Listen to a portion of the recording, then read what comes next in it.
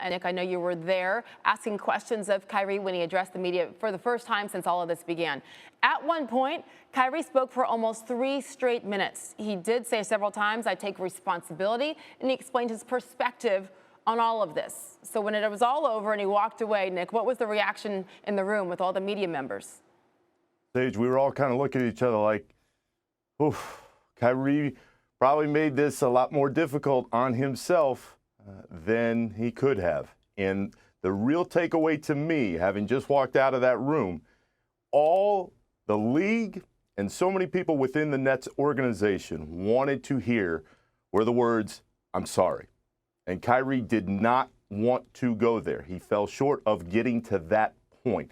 They also wanted to hear, "I don't have anti-Semitic beliefs." In Kyrie's own way, he answered it, but he did not say those words. So as we were walking back to transcribe everything we had just heard, I think a lot of people were just looking around like, oh, man, Kyrie could make this so much easier for himself moving forward by just answering the questions that are in front of him, but he wants to feel like he's in control. And Sage, I've covered him for a year now. This dates back to the vaccination stuff. He doesn't want to be put in a corner by anybody. And this is on the basketball floor, off the basketball floor. As far as the short term goes, it's going to be really interesting to see what the league's response is.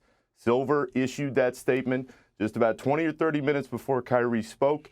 He wanted to hear the words, "I'm sorry, they didn't come," and now we have to see what's next.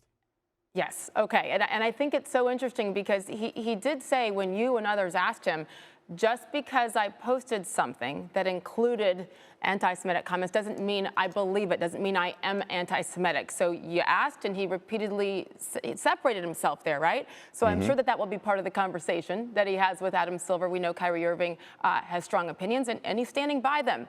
The statement that Silver released, again, strongly worded. Next week, though, Nick, first question that comes to our minds is why hasn't this happened already? Why haven't they met yet? Sage, you are asking a question that a lot of people across the league are asking right now, especially given that the Nets practice facility is about a 30-minute drive to Olympic Tower. They could have done this at any point in the last week. And this one is on the league and it's on the Nets because they allowed it to get bigger than what it could have been. You got to remember, going back to last Friday night, in the Nets' first official statement about any of this, they didn't name Kyrie. In the NBA's first initial statement about this, they didn't name Kyrie. The Players Association, they didn't name Kyrie. So this has been lingering for days now. And because we haven't heard from Kyrie, aside from about an hour ago, everybody's been waiting to see what's the response has been. But Sage, you and I both know a lot of people were upset by the initial posts. And because Kyrie handled things the way he did on Saturday night in that press conference, it just started to grow a life of its own. So the response to this and why the meeting hasn't taken place, the league and the Nets need to look in the mirror because they did not do a good job here of handling the optics. Yes, certainly.